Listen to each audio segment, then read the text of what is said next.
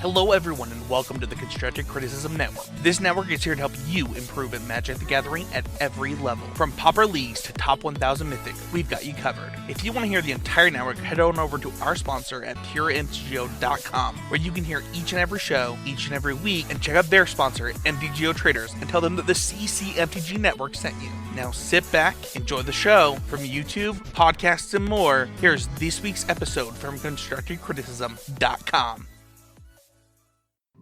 How's it going, everybody? It is currently 12:02, Friday afternoon, March the 6th, I think. Let me double check that.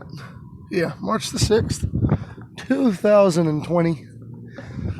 And it's time for this week's trip down the Homeward Path. This is my show. My name is Adam. I'm a husband, a father of three, one of whom is sitting right back here behind me in the car.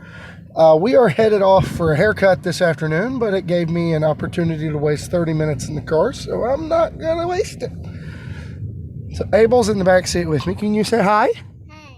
Speak up. Hi. Hi. Yeah. He may chime in off and on, but, you know, this is how it goes. So, what are we talking about this week? Well, if I'm being honest, I've been seeing some red this week.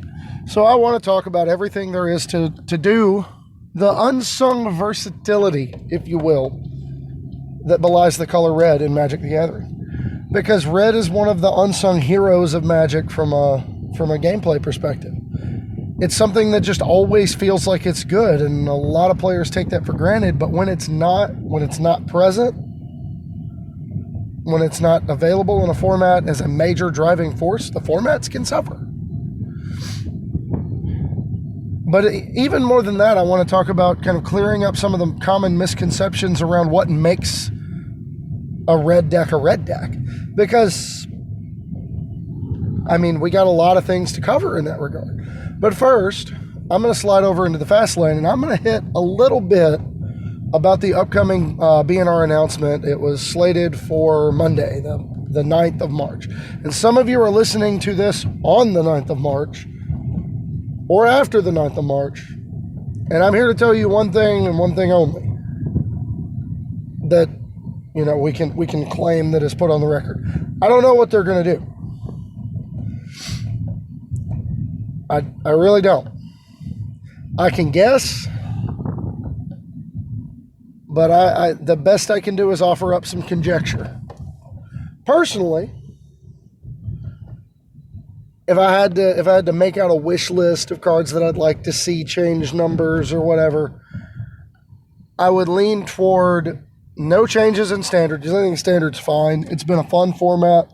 It's becoming a grindy format, but it inevitably does this time of year. Second set release is usually when the format starts to slow down some, and then it may speed up once they give aggro some extra tools in the next set after. Or we get kind of a bigger mid-range deck that comes along and helps to push the pace a little bit. But this is the time of year where the format always seems to kind of dial back a little bit compared to where it has been. Even last year, we had the mono white splashing red plus the oh Lord, I can't think. The stompy variants of Golgari, all of that. And once we got Allegiance, like Sultai midrange became ruler of the roost, and eventually Mono Blue Tempo, with its elegant ability to balance Stage 1 and Stage 2 gameplay, came out and started dominating. And then, it wasn't until War of the Spark that things really changed. We had a sweet, dynamic mid-range format there for a while. And that, that's healthy, that's good. So I don't have any problems with standard right now. Yes, there are some decks I'm tired of playing against, but that doesn't mean they need to be banned. I just need to beat them. I play a fair amount on the ladder, and I alternate between seeing the blue-green X-ramp decks and aggro. And I've got something that can be tuned in such a way to be able to handle both of those, but be soft to like the actual blue-white control decks. But as much blue-green X and red as I'm running into, it's probably going to be worth it. So I need to get my brewer's cap back on, get to fixing. May end up being a deck tech for all of you later. So I don't see any changes coming in standard. I don't want any changes coming to standard. And then the next one, Pioneer. I haven't played Pioneer on the hyper competitive level enough to know really what needs to be banned. So I can only go off of, what I've been told, what I've been hearing. And the vast majority of that is Inverter of Truth needs to go. What is it? Inverter of Truth, Underworld Breach, Thassa's Oracle, Dig Through Time, right? Personally, all of that together, I'd say could be accomplished pretty cleanly and a low impact to the ban list if you want to hamper both of those decks without killing them outright. You want to make them a little less consistent. You want to open up some holes in the metagame for something else to exploit. Ban exactly Thassa's Oracle. Because right now the win condition for the Underworld Breach deck is Thassa's Oracle. If they don't have Thassa's Oracle, they can't actually kill you. So it would force a dramatic rebuild of the deck, potentially around something that's a little bit easier to interact with.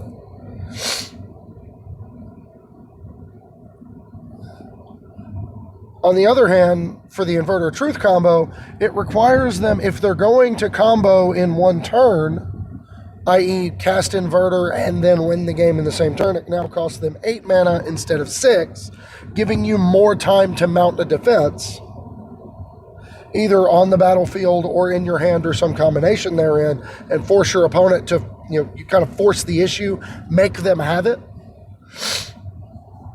As a white deck, you can build a field of, Gideon of the Trials, Hushbringer, and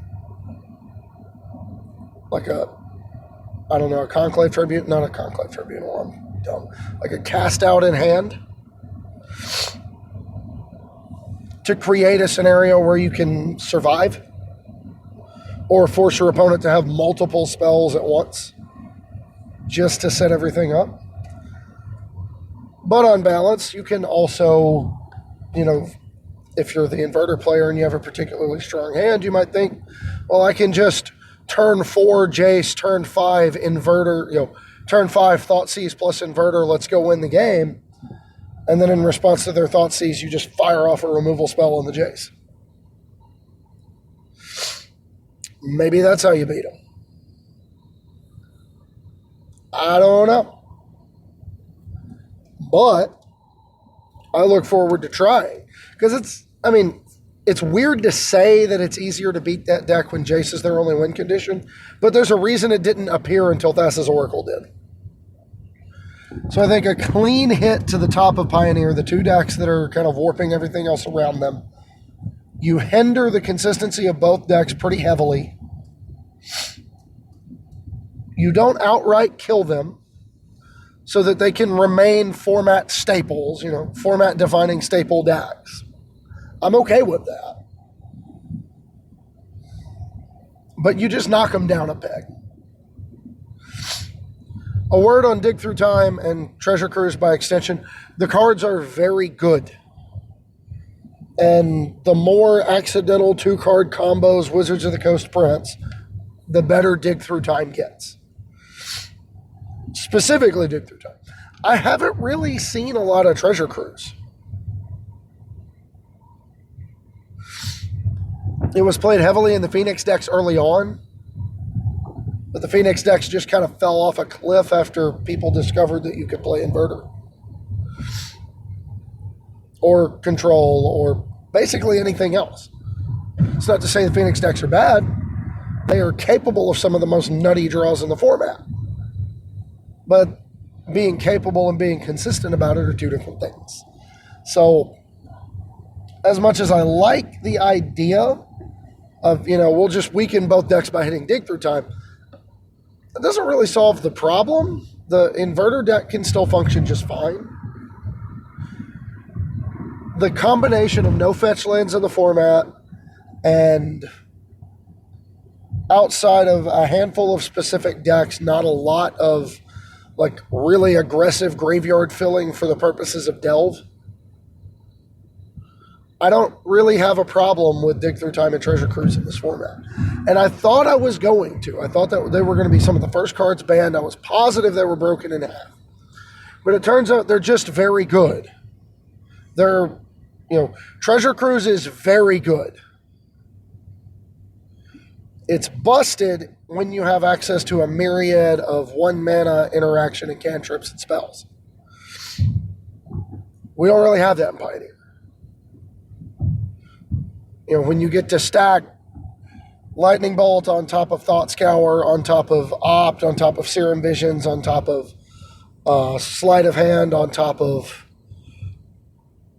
Forked Bolt, on top of it gets out of hand really easily, and it becomes this unreasonably powerful Magic card where you're drawing 3 on turn 4 nearly every game. You build that same deck in Pioneer, it's not nearly as good.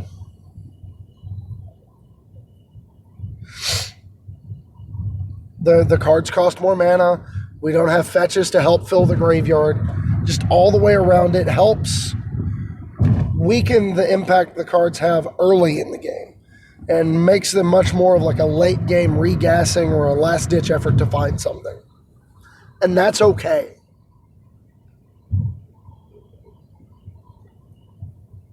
There's nothing inherently wrong with that. So that's my pitch for Pioneer. Just Thassa's Oracle. That will elegantly knock both of those decks down without killing them outright. Like the Breach deck can rebuild a new configuration that will conceivably be a little bit easier to interact with, right? And then Inverter has Jace as its win condition. What about Modern? Well, I haven't actually played a lot of Modern, but I have definitely seen a lot of Modern being played. And we got to get rid of Urza. There's no getting around it. We already banned one Modern Horizons mistake. Let's go ahead and get the other one out of here. The fact that a just straight blue-black Urza deck is among the most powerful things to do in Modern right now is absurd. And that's coming from a guy who really wanted the Thopter Foundry Sword of the Meat combo to be good for a long time. Really wanted that combo to be good. I didn't mean infinite good. I meant grindy good. But, it's not even just that it's infinite good, it's that it the card just goes infinite with random collections of artifacts. It's absurd how good that card is. And then the other one is Once Upon a Time, because these Titan decks that people are complaining about that are ruling the roost under the Urza decks. Titan decks are good. But you take away Once Upon a Time, they're less likely to have turn 3 Titan. Or they have to mulligan more often to find it. It also hampers the impact of the more linear strategies like Boggles or Infect that otherwise are a little bit inherently inconsistent because they play such a low threat density, but the threat power level is really high because of how the decks are constructed. If you remove Once Upon a Time, their threat density gets back to where it has been in years past. And keeps them from being these absurdly consistent turn 3 monstrosities. So, just as a whole, I feel like those two cards would be the biggest ban candidates for me in Modern. And then as for Legacy, Vintage, Pauper, Commander, I got nothing. I haven't played enough Pauper in the last year to know one thing or the other. I plan to rectify that in the near future with some help from our sponsor. But I just haven't gotten around to figuring that out yet. And then the other thing I wanted to talk about in the Fast Lane this week, I want to do our deck spotlight, and this week's deck spotlight is going to be on Black-Red Chainwhirler, which ironically enough is actually much more red-black than it is black-red, but that didn't stop half the player populace from registering it as Black-Red Chainwhirler. So, I mentioned I was going to be talking about red this week and the versatility, the unsung versatility of the color red. There's very few decks that demonstrate that versatility within one neat, easy package, quite like Red Black Chainwhirler. For starters, at 1 mana, they were playing an 8-pack. You were playing a combination of Soulscar Mage and Bomet Courier. And this was a carryover from the Ramen Up Red days. Like, they're reasonable 1-drops. Bomet Courier is just really good. It's literally just red card draw. Because it pays you off for using your burn spells to clear blockers out of the way. Like, it pays you off for playing your deck better. Using your creatures as sources of damage and using your burn spells as ways to clear blockers. You know, being more combat-oriented than you are burn spells upstairs-oriented. I can get behind that. But even then, even going beyond that, you know, there were times I played Bomet Courier and Mardu Pyromancer in Modern. Or Grixis Pyromancer in Modern. I've currently played it in the big Eldrazi red deck in Pioneer. Why? It's just really good. It's very unassuming until it draws you 4 cards in the middle of the game.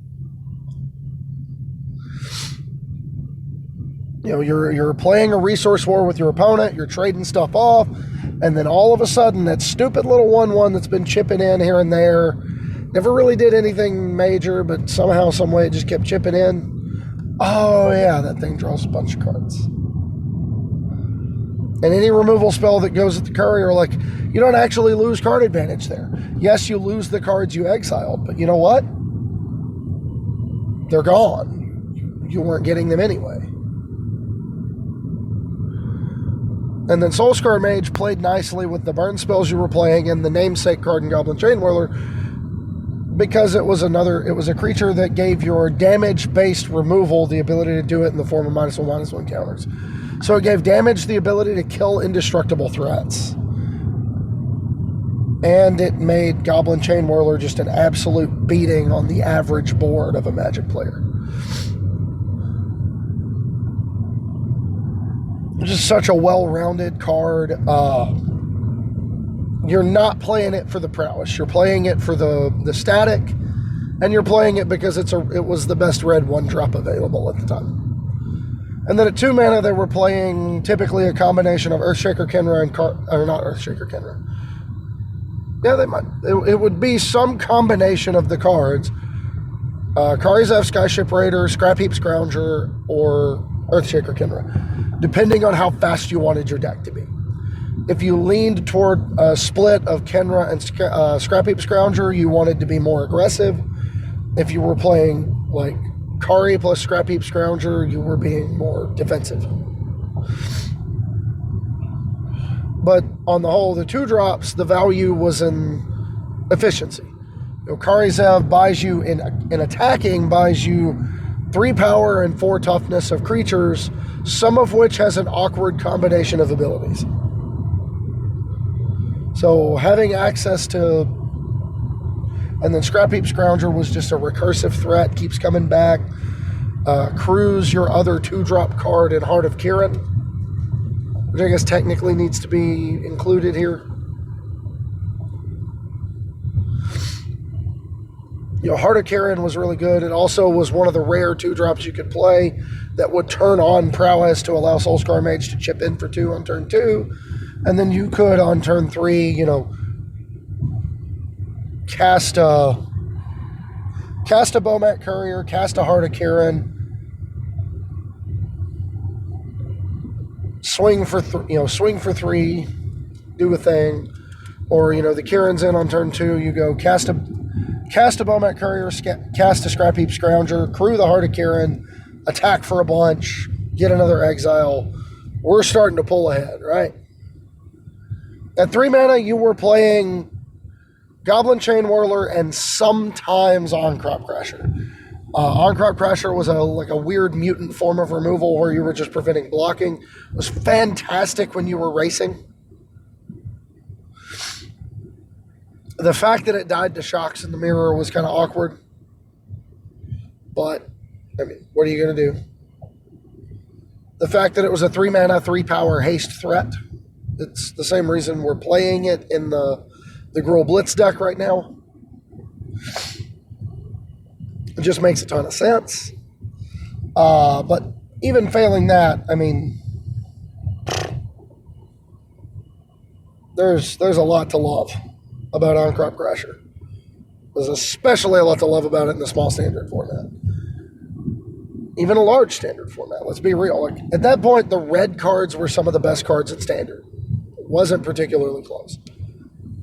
And then at 4 mana, you had Hazoret the Fervent. Hazoret the Fervent is a giant, difficult-to-kill monstrosity that gives you something to do when you start flooding out. You can just hurl lands at your opponent's face. That is a great thing to do with excess lands. Fire them up, throw them at the face. But even failing that, even if you don't get, even if you're not going upstairs with your lands, it can still chip away. You can, force a lot of chump blocking action. You can force your opponent to devote resources to surviving the Hazoret. The combination of indestructible, 5 power, 4 toughness, haste. Hazoret was just really, really good. Also available at 4 mana was Chandra, Torch of Defiance. And you could tell which direction these red-black Chain Whirler decks were leaning based on how many they were playing of each of their 4-drops. Notably, the more Chandras you were playing, the more value-oriented you were. The more Hazorets you were playing, the more aggressive you were trying to be. But make no mistake, Chandra could still kill somebody in a hurry. You could plus to deal 2 damage or draw cards. I mean, it's not actually drawing cards, but it's basically drawing cards. You could Chandra and then plus to gain mana to cast another creature to protect her, or a removal spell to protect her. Just all around fantastic magic card, and then obviously the other abilities are just dynamite. I will never overlook a Planeswalker with 4 abilities again. Won't do it. And then last but not least, at 5 mana, you were doing something everybody loved to do during that standard format. You were bringing some glory. I don't need to tell you how good Glorybringer is. It is Flametongue Kavu with flying and haste and 2 extra points of toughness for 1 more mana. You are killing something and bashing your opponent's head in at the same time. What's not to love? And then, your non-creature spells. I already mentioned Heart of Kiran. You were playing those. You were playing... The list at this point started to kind of vary a little bit. You'd have some number of Abrade, Unlicensed Disintegration. Some lists would play actual burn spells like Lightning Strike. I mean, most of them played Lightning Strike, I suppose, but some of them would go a little further. But even just the combination of Lightning Strike, Abrade, sometimes you'd see Cut to Ribbons as a mana sink. Cut being 4 damage to a creature, Ribbons being black X out of your graveyard. Target opponent loses X life. That's really good. It's like really good here. Because we're bringing the pain early in the game. The opponent starts to stabilize. And then we just start to dominate size on the battlefield. We start to gain a bunch of card advantage. The opponent doesn't know what's going on. Their life total dips a little bit too low. And then bang, they've been cut to ribbons. So, I mean, it was just a really good choice. I love that card. And then last but not least, some of the other variations you might see might consider including Rekindling Phoenix.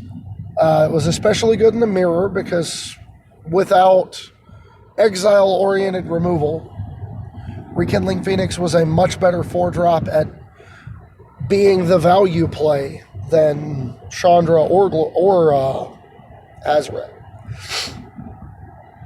Phoenix was big enough to end the game in a hurry. Flying was relevant in the matchup.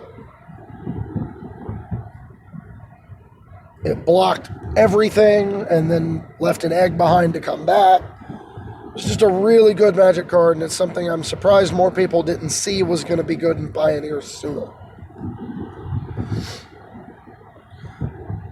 Other notable substitutions, Vraska's Contempt was a card that made its way in and out of the deck over its tenure.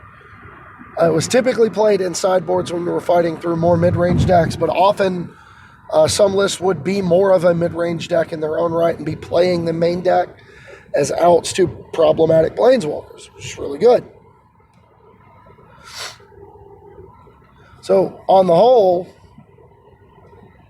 these cards were solid. They were good enough. And that's kind of what I like to talk about when it comes to the versatility of red. You get to see it in full bloom here in this deck, because you get to see the combination of early aggression that puts the opponent way back on the back foot. They're forced to use cheap removal spells to keep pace or get run over, but once they play too many of those, your more powerful cards, your Goblin Chain Whirler that sweeps away, swaths of the battlefield and chunks of their Planeswalker's loyalty, and is just difficult to kill at all, which of course was the other 3-drop the deck was playing. 1 damage to each opponent and each creature and planeswalker those players control. That's really good. Like really, really, really good. Especially strapped to a 3-drop first strike body. 3/3. Cruise your Heart of Kieran. Wipes the board. It's just so good.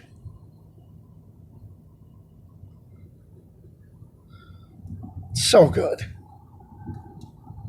And then, of course, you have cards like, I don't know, Duress coming in and out of the sideboard. You had more copies of Unlicensed Disintegration to fight through your grindier matchups. Again, Vraska's Contempt, even the list that were playing some in the main deck would often board extra copies when they were playing against the more Planeswalker-driven strategies of the format.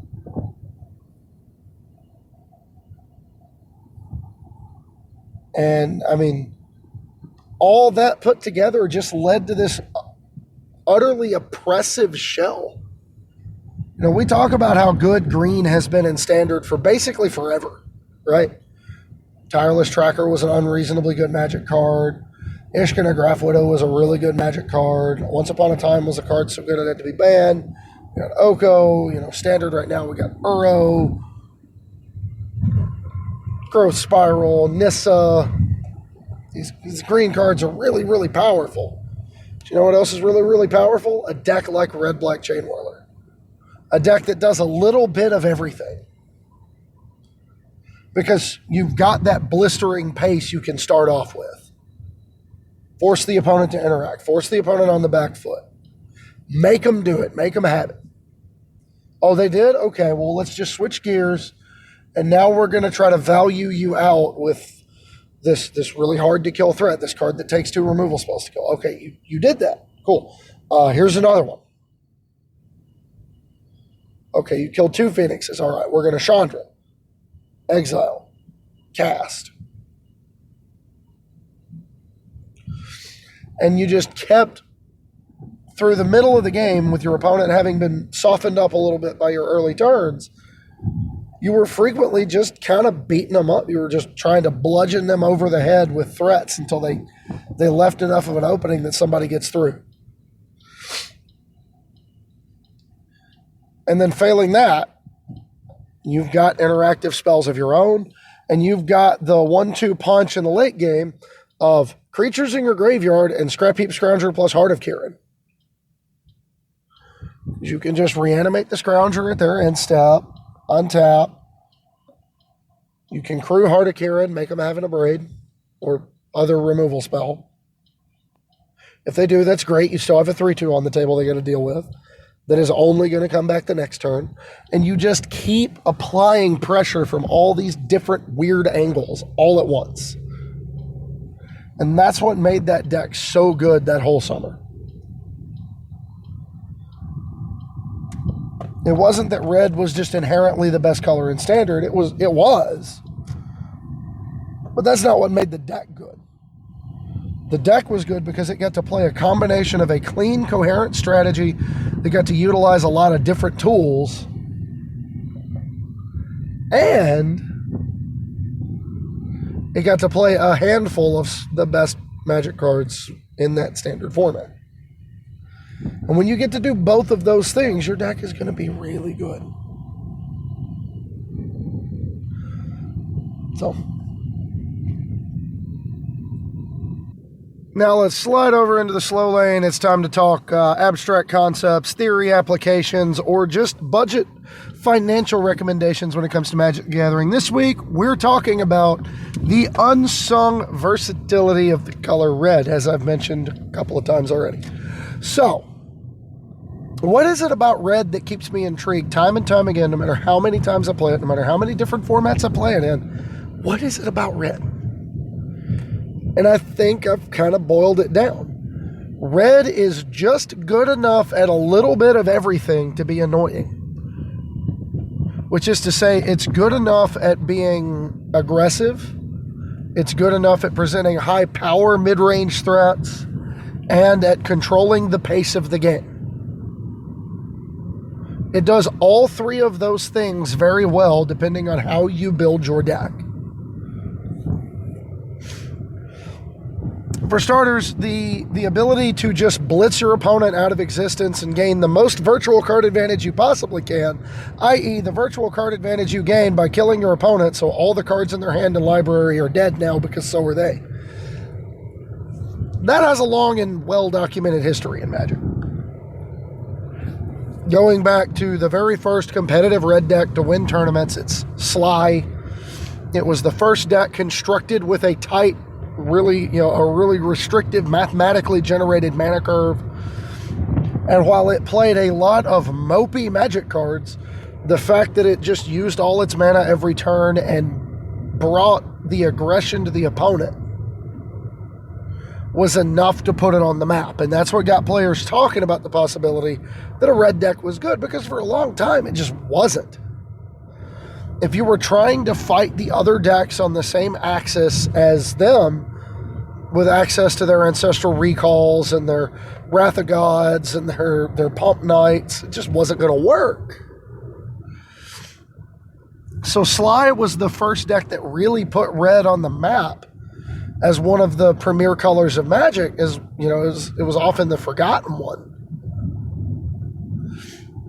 But Sly was the deck that brought it back to the forefront and made people realize just how good Lightning Bolt was, because it didn't care about your Pump Knights. It killed them equally. And yes, you were playing cards like Goblin Balloon Brigade or Iron Claw Orcs or Jackal Pups that have drawbacks that are difficult to manage sometimes. But in an era where everyone was trying to play these long, elegant, grindy, like disrupting scepter type mirror matches, those cards just kill people. It was the first deck to really put people on notice of, hey, I really don't have that long to play around with this. I got to figure out how to stop him. I got to figure out how to stop this deck. I can't do this. I can't sit here dirtling around drawing a bunch of cards for 3 turns. I'm getting my teeth kicked in. To then, the most obnoxious versions of the red deck when you have access to Fire Blast, and you can literally just, what's the math on it? You can literally just 14 somebody out of the game with access to Double Bolt, Double Fire Blast, and 4 mountains.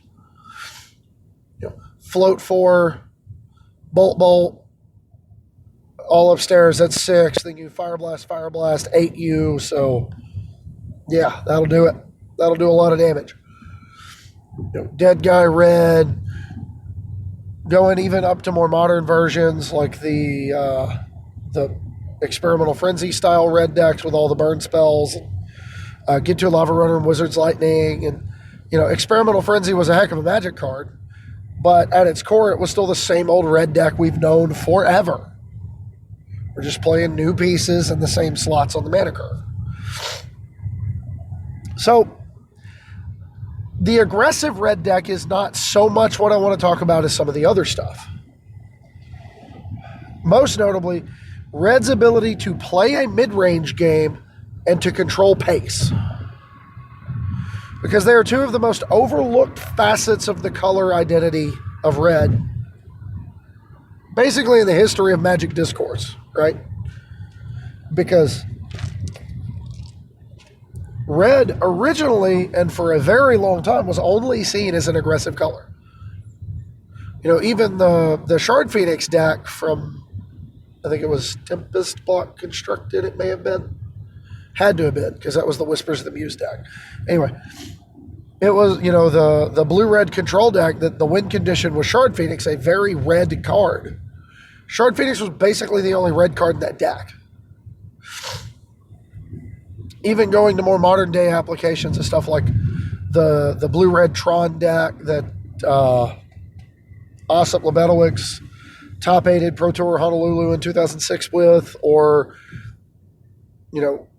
even more recent variations than that, the Phoenix decks, the whatever, right? The ability for red to present the ability to control the pace of the game is something that really doesn't get explored, doesn't get championed often enough. Burn spells don't have to go upstairs all the time. Yes, I know they say eventually with enough of them destroy target opponent, and that's the best kind of removal spell. But sometimes your creatures can do that for you. You just have to clear a path for them. Sometimes that Planeswalker on the table is going to kill you if you don't work on it. And we champion the powerful removal spells in black and white, cards like Cast Out, cards like Vraska's Contempt. You know what else is just as good at killing a Teferi Time Raveler that came down and minused? A Shock for 1 mana.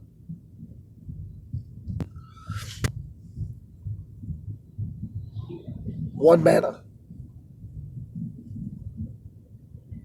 That's not nothing. The fact that you're getting away with doing the same thing, destroying that Planeswalker for literally 1 less mana than any other color. Even, when you start talking about splash options. Domri's Ambush and Angrass Rampage in Standard right now cost 2 mana. And those are the other cheapest responses to a Teferi that comes down and minuses to bounce. To say nothing of the fact that, a combat step that you clear the land out of the way and kill Nissa, that's worth some work. You're stabilizing the board. Whatever you're doing otherwise, you're stabilizing the board. You're removing the most potent threat on the table. And yeah, sure, sometimes you still catch them. They tap out for Crisis to try to stabilize the board back, and then you just claim the first board and brain them to death. But by and large, the reason I look so much at playing red in decks is because I like the tempo advantage red brings. Even to decks that maybe already play with tempo a little bit, as much as it pains me to say it, because it goes against, Hall of Famer, one of the best Magic players in the world, in Seth Manfield, I actually like the Izzet Flash decks better than I do the Simic ones. Because to me, while the Simic ones have higher impact individual cards, which is something a lot of players look for, it's something a lot of people like to have, I like having a more cohesive deck. And in the case of the Izzet Flash deck, having access to Bone Crusher Giant, Scorching Dragonfire, and if I need them, Shocks or Fries out of the sideboard, that's worth its weight in gold. Because even if they go to Fairy Time Raveler plus, we just untap it and fry it. You don't get that out of another color. Not the same way you do out of red. They can counter a Noxious Grasp out of black. Aether Gust Aether Gust does nothing here.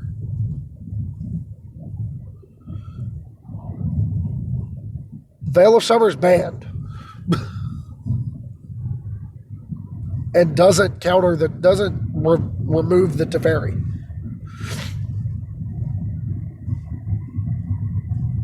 Only Fry is just going to get that thing off the table, no questions asked, no matter how many good counter spells. I don't care how many copies of Absorb and Negate you have in your hand. Get it off the table. 2 mana to your 3, he gone. To say nothing of the mana efficiency and trading up when it comes to burn spells. A lot of the creatures that are seeing play right now are susceptible to burn. And in particular, one of the most overlooked cards in Standard right now is Scorching Dragonfire. Because it's a lightning strike that doesn't go to the face, right? It hits a creature or a planeswalker. But in exchange for not going upstairs, if whatever you hit this turn dies, it gets exiled. So that shuts off graveyard recursion effects. Something as innocuous as that one person tried to make Phoenix work. It's gone. Get it out of here. Edgewall Innkeeper against the black version of the adventure decks. It's gone. Get it out of here. You're not buying it back no matter how many Order of Midnights you have. You got to find another one.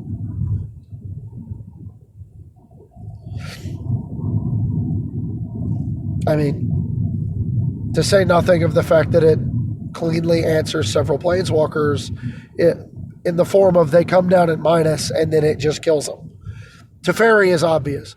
But if Narset comes down and goes minus, kill her. 2 mana at your end step. She's dead. Untap. Let's work on you some more.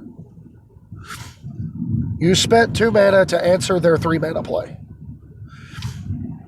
So red is one of the best colors at creating the mana efficiency bubble for tempo.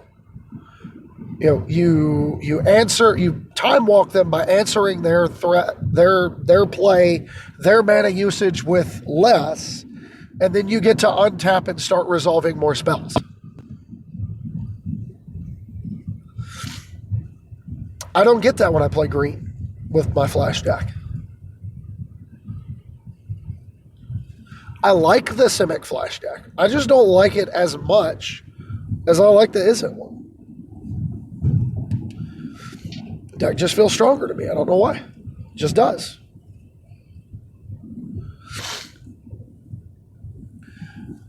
But even more, cards like Storm's Wrath are really efficient right now.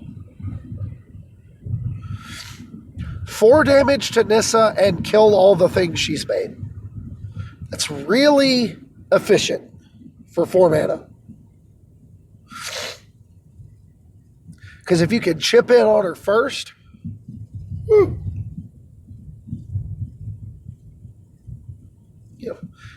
flash in a borrower at end step, chip in for 3, Storm's Wrath, clear the board, clean slate. Where's your other one? Show me the next one. It's really powerful.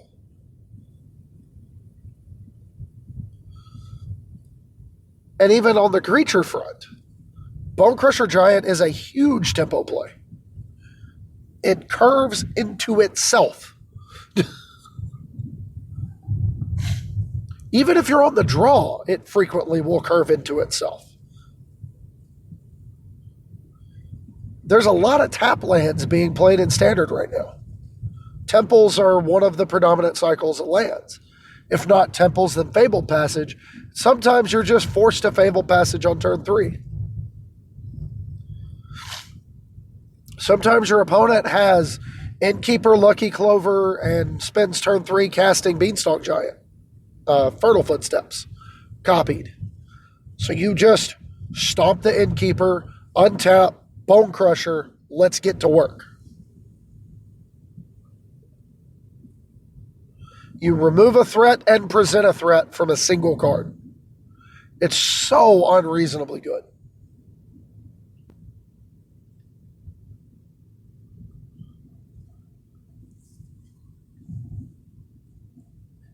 But then we move into the mid-range territory, and that's really, I think, where red shines even more than it does in the ability to control pace. Because red has got some haymakers throughout the history of Magic for mid-range decks. Rekindling Phoenix is great. Glorybringer is great. Hellrider is great. Thundermaw Hellkite is fantastic. Even right now in Standard, Skargan Hellkite can kill people. Couple it with an onboard haste enabler. That's a 5/5 haste for 5 with flying. That's a reality smasher with flying. Ew. That can also point stuff upstairs with the activated ability. Hazaret the Fervent.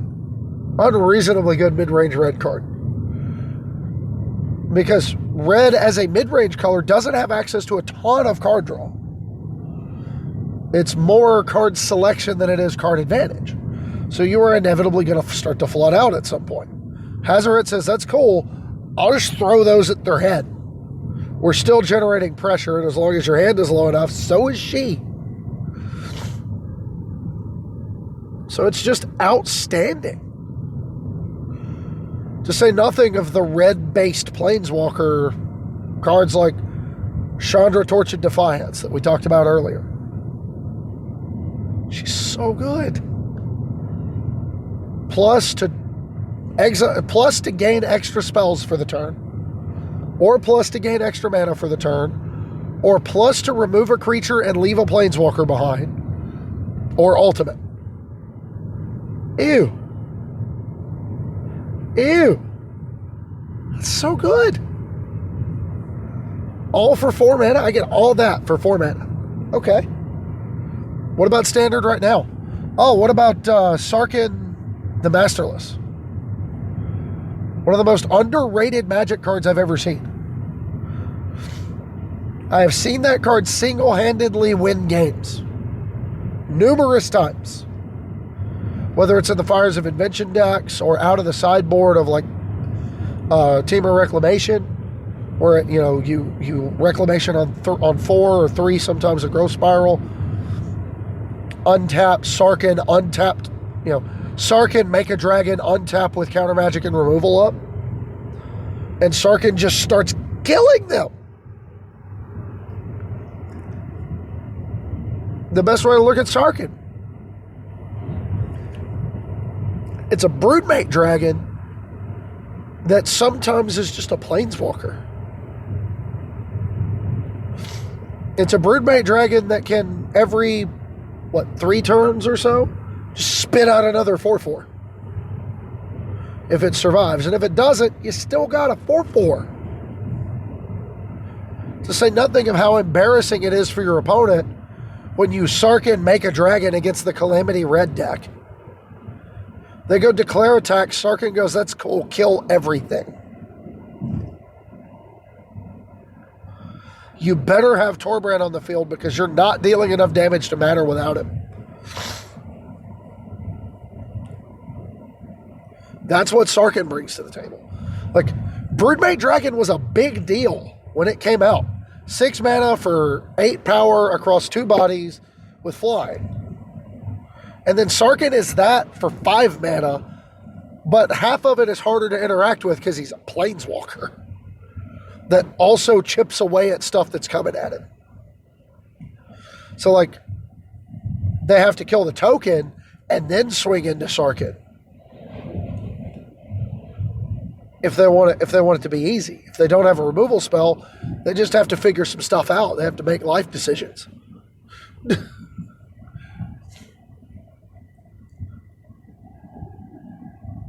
And even, Inferno Titan. That's a haymaker of a red mid-range card. 3 damage, you get a 6/6, and you also Arc Lightning. And you also Arc Lightning every time it attacks. And also it gives you something to do with extra mana because you can just pump it into that and kill them. Cavalier of Flame does a lot of that in Standard right now. Even in, I would argue Cavalier of Flame is worth playing even in non-Fires decks if you're playing a little bit bigger. Because it gives you something to do with cards that have been proven dead in the matchup. If you're holding a bunch of Lava Coils and Scorching Dragonfires against Elspeth Conquers Death, Teferi Time Raveler, Dream Trawler, Archon of Sun's Grace control deck.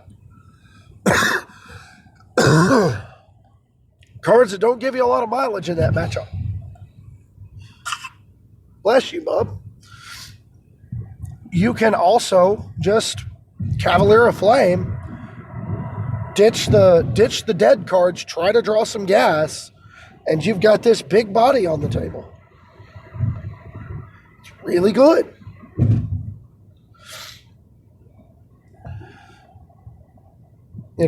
The idea that red can't play the same kind of value game other colors do is ridiculous. At one point, Brad Nelson referred to the mono-red deck in Standard as mono-red Jund. Because it was mono-red, but you were getting to play a wide collection of some of the best cards in Standard, glued together by a selection of stuff to fill out the mana curve and some one-for-one removal. But when you're playing cards like Rekindling Phoenix and Chandra Torch of Defiance and Glorybringer as your top ends that are all very aggressive 2-for-1s, you're not playing your previous generation's red deck. Even the mono-red Eldrazi that I'm playing in Pioneer. I think I talked a little bit about this last episode. I can't remember. The last time I did a deck spotlight, anyway. I can't remember for sure. But the idea of playing Matter Reshaper, Thought Not Seer, and Reality Smasher inside what is otherwise kind of a big red deck with efficient removal that exiles along the way. And then you just have some powerful magic cards in Goblin Rabble Master, Rekindling Phoenix, and a Glorybringer. That's quintessential modern day red deck theory. So the idea that red decks have to be autopilot, everything goes upstairs, try to kill your opponent as quick as possible, is beyond laughable in today's game. Even the mono red deck in Standard that everybody's playing right now plays more like a mono white aggro deck than it does a mono red deck. Embercleave is just a messed up magic card and ruins people. But in the absence of Embercleave, that deck is just a mono white deck that just so happens to play mountains. You're trying to get really wide on the board, deal as much damage, beat your opponent up with a bunch of creatures, and hope that, play some kind of insurance against sweepers, because if you don't do it with creatures, you're not going to do it at all. You don't have a fallback plan. And that's not a bad thing inherently. It's just the way the deck is designed. It's not to say it's bad. It's not to say it's awful. It's not to say it's wrong. It's just the way it is. So I've talked at length before about how the misconception around aggro players is that there's this stigma about playing aggro, that you have to hate playing Magic to play it because you only play short games, or you're an idiot because you play it, because you only ever have to worry about just trying to kill your opponent as quick as possible, and if they make you play a real honest game of Magic, you're going to lose every time. A lot of that applies to red decks. The idea that red decks build themselves based on the amount of burn spells in the format is laughable. Otherwise, we'd still all just be playing the Calamity deck, because that's the best, direct damage version of the red deck in Standard right now. But it's not the one we're playing because it's not the best version. The best version is more combat math oriented. You have to make smart decisions with your attacking creatures, and acts as a heck of a magic card. There's just a lot more to it than people give it credit for. And it starts with understanding kind of the change in modern design philosophy when it comes to red. And last but not least, I want to talk about the card advantage in red is weird, right? They don't give red pure draw cards very often. When they do, they tend to look something like Light Up the Stage. And Light Up the Stage was so powerful, I tried to build bad decks around it for the better part of a year and a half.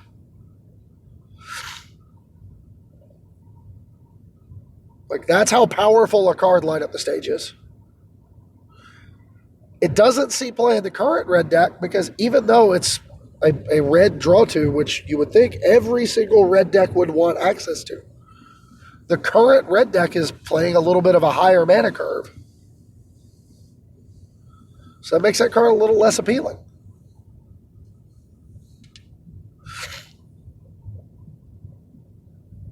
A higher mana curve plus options that can string the game out longer in the format around you. Options that can gum up the board with lots of big fat backside creatures.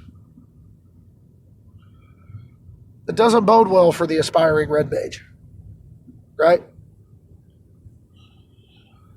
So, at the end of the day, red decks are a lot stronger than people give them credit for. A lot of your card advantage in red depends on how well you play it. Anax is a form of card advantage. Rekindling Phoenix is a form of card advantage. Arclight Phoenix is a massive form of card advantage and pressure and the ability to control pace, all kind of wrapped up into one neat package. You just have to know how to build around it. Anax wants you to play lots of red symbols, but more than that, you want to play lots of creatures. Anax gets better the more creatures you have in your deck. He also gets better the more spot removal opponents are playing, but I digress. Or rather, the less spot removal your opponents are playing, I suppose. Because you want them to be forced to resort to sweeping the board, and then Anax makes a ton of tokens. And everybody's happy. But, it is what it is. Also, can we say how silly it is to play the second copy of Anax Ardent in the Forge? When you cast the second copy and the first one dies to Legend Ruling, you get 4 Satyrs. That's a little silly. Just a little bit silly. But even when it comes to splashing red into other decks, right? Like Bone Crusher Giant is a card I literally splashed into the green-black adventure deck. That's how good that individual Magic card is. It has enough synergy with what's going on that it's worth playing. Like it combos well with Lucky Clover and Edgewall Innkeeper. But it's also really stupid good with Order of Midnight, buying it back to reuse over and over again. That's the only red card I'm playing in Jund Adventures. That's it. It's the only one. So, say what you will about red. Just make sure you're not seeing red when your opponent beats you and kicks your teeth in with it. And with that, let's move on. Let's start to wrap it up. Let's pull over. We're getting ready to pull into the driveway. You can find me on Twitter at HomewardPath MTG. On Facebook, my name is Adam Spain. On the Facebook group for the show, it's called the Homeward Pathfinders. You can find me in the Constructive Criticism Family Discord. You can find great content by a myriad of creators in 2 different places. One, from our sponsor, puremtgo.com, is one of the largest collections of quality Magic content on the web. But if you're in for a long time instead of a lot of stuff, you don't have quite the same amount of time. Our parent company got our own website, constructivecriticism.com. Common Knowledge has 2 new hosts. I have not gotten a chance to listen to this week's episode yet, but I will be on it as soon as, probably Monday, if I'm being honest. Probably listen Monday on the way to work. But it is what it is.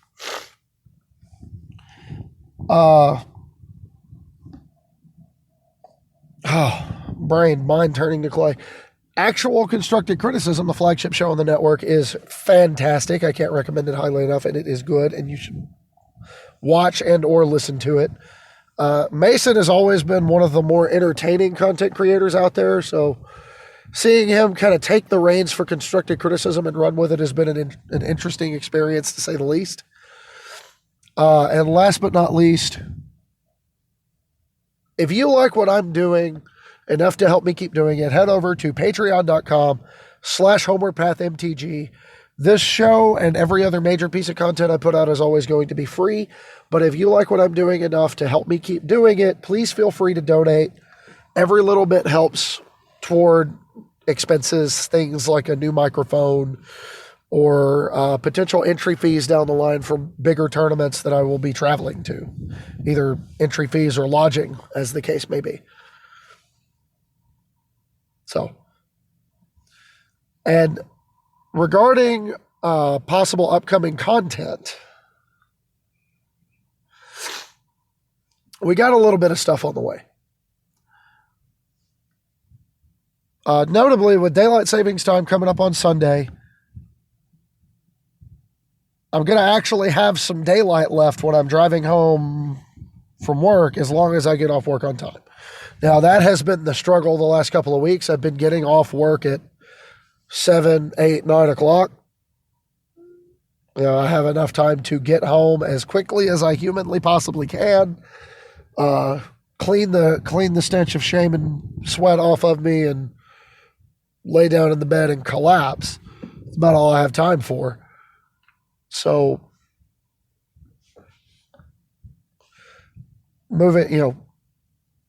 creating another series like I used to do with the Writing in Cars with Cards has been very difficult.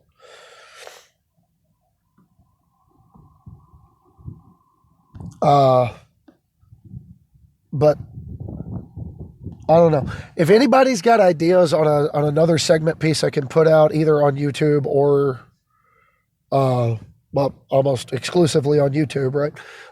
Another segment piece I can do on YouTube, something you'd like to see done, especially one of the patrons who have access to the Patron Pathfinders Discord, let me know. Give me a heads up. I know that was the $3 reward, was having your deck featured on Writing in Cars with Cards. If you want your deck featured in the deck spotlight segment on this show, retroactively, that's what I'm going to do. We're going to put it there. So, submit your stuff. And the very last thing I want to touch on, it has been a rough week for a lot of people, not just those of us who've worked long hours in miserable conditions. So when you head out, whether it's this weekend, you're listening the day after I post this, or the weekend after, it doesn't matter. You never know what somebody else has been going through. You never know what somebody else is dealing with. And I posted this quote on Twitter the other day, but I'm going to use my favorite 2 sentences from the end of it. I'm going to be signing off with this basically from now until forever. Remember, as you go out to interact with the other people in this Magic community, you always want to try to be nice, but please never fail to be kind to the people around you. So have a good weekend, have a good week, and I will catch you next time on our way down the Homeward Path.